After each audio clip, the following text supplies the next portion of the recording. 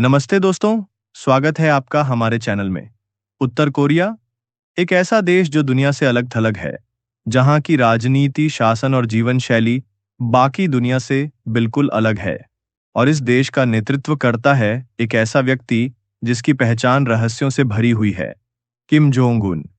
Kim Jong Un का जन्म 8 जनवरी 1983 को हुआ था। उनके पिता किम जोंग इल उत्तर कोरिया के सर्वोच्च नेता थे। बचपन से ही उन्हें एक विशेष प्रशिक्षण दिया गया, जिससे वे भविष्य में देश की सत्ता संभाल सकें। उनकी शिक्षा स्विट्जरलैंड में हुई, जहां उन्होंने पश्चिमी संस्कृति को करीब से देखा। लेकिन उनका असली उद्देश्य उत्तर कोरिया की सत्ता पर पकड़ बनाना था।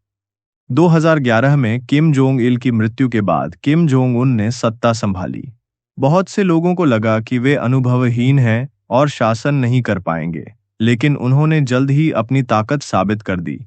उन्होंने अपने विरोधियों को खत्म किया, सेना पर नियंत्रण बनाया और खुद को एक शक्तिशाली नेता के रूप में स्थापित किया। किम जोंग उन का शासन पूरी तरह से तानाशाही पर आधारित है।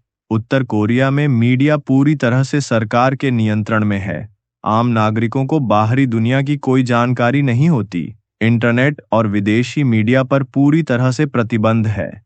किम जोंग उन ने उत्तर कोरिया के परमाणु कार्यक्रम को तेजी से आगे बढ़ाया। उन्होंने कई मिसाइल परीक्षण किए, जिससे अमेरिका, दक्षिण कोरिया और जापान के साथ तनाव बढ़ गया। कई बार उन्होंने अमेरिका को धमकी दी कि वे परमाणु हमला कर सकते हैं। किम जोंग उन का व्यक्तिगत जीवन भी रहस्यों से भरा हुआ है। उनकी पत्नी री सोल्जू बहुत कम सार्वजनिक रूप से दिखाई देती हैं। उनके परिवार के बारे में भी बहुत कम जानकारी उपलब्ध है। वे एक विशेष ट्रेन में यात्रा करते हैं जो पूरी तरह से बुलेट प्रूफ है। हाल के वर्षों में किम जोंग उन ने चीन और रूस के साथ अपने संबंध मजबूत किए हैं, लेकिन उत्तर कोरिया की आर्थिक स्थिति कमजोर होती जा रही है। क्या वे अपनी सत्ता बनाए रख पाएंगे? क्या उत्तर कोरिया कभी दुनिया के बाकी देशों के साथ खुले संबंध बनाएगा? किम जोंग उन की कहानी एक रहस्यमयी तानाशाह की कहानी है। वे दुनिया के सबसे विवादित नेताओं में से एक हैं। उनका शासन, उनकी नीतियां और उनका भविष्य सब कुछ अनिश्चित है।